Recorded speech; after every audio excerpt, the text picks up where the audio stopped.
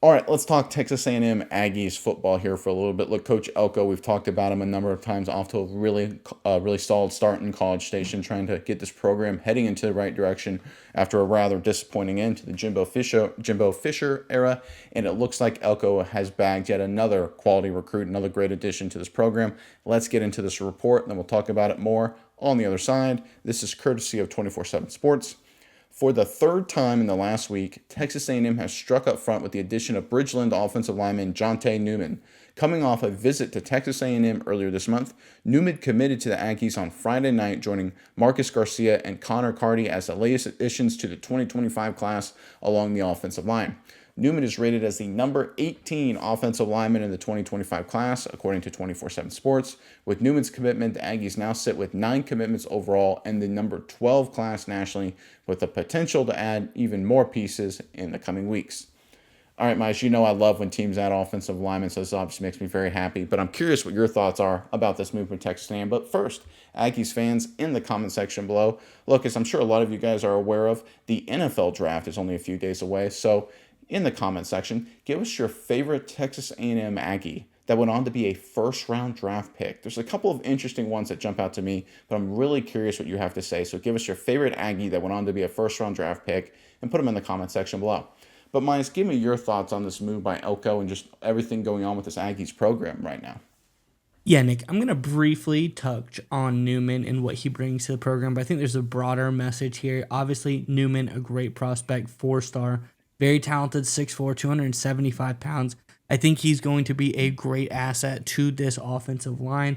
And the fact that they were beating out other Texas teams like Baylor and Texas and some of the best teams in the country when you look at guys like Alabama and the Oregons of the world.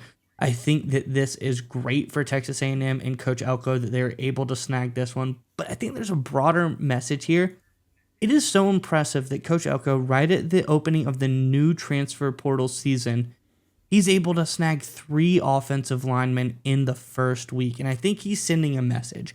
And the message being, we have our quarterback. And, Connor Wegman, he came in as a 5-star last year, did really good stuff at times. I think he's an interesting prospect. Now he's going to come on, take over this offense.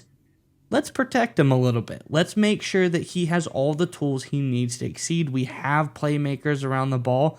Let's beef up this offensive line for the next few years to come while he's going to be here and make sure that we are absolutely stacked at the offensive line position.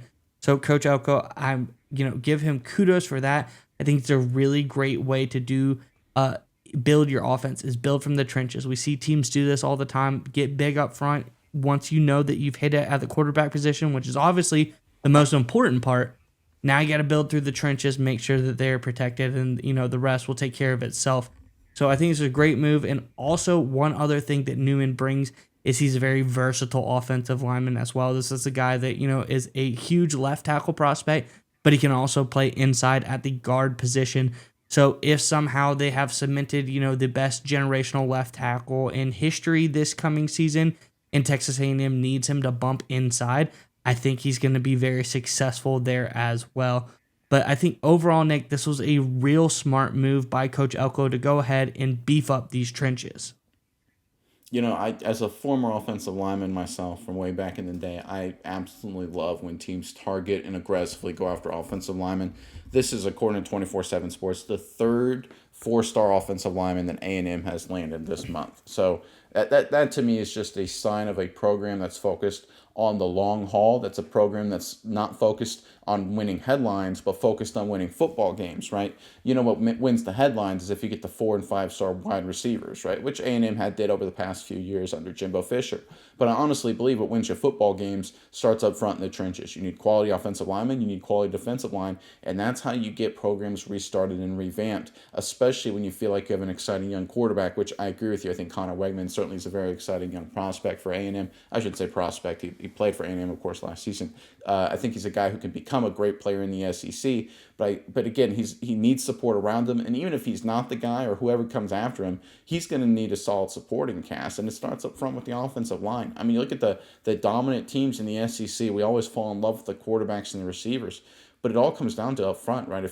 Even Alabama this past season, everyone was like, man, it's a disappointing year for Alabama. What happened? the reality is it's because it was their weakest offensive line in the last decade, right? You look at a lot of teams like Georgia, for example. They weren't as good this year as a lot of people thought because they're up front. They weren't as dominant as they've been in the past, 4 or 5 years or so. Michigan just won a national title because they had the best offensive and defensive line combination in the country, right? We always want to talk and fall in love with quarterbacks and skill position guys, and rightly so. They're phenomenal players and have a huge impact on the game. But the reality is, championship football, high-level football, which the SEC obviously is won and lost in the trenches. It starts up front, and teams that are focused on keeping a solid offensive and defensive line, both in the short and the long term, like Coach Elko is doing right here, will set themselves up for a lot of success.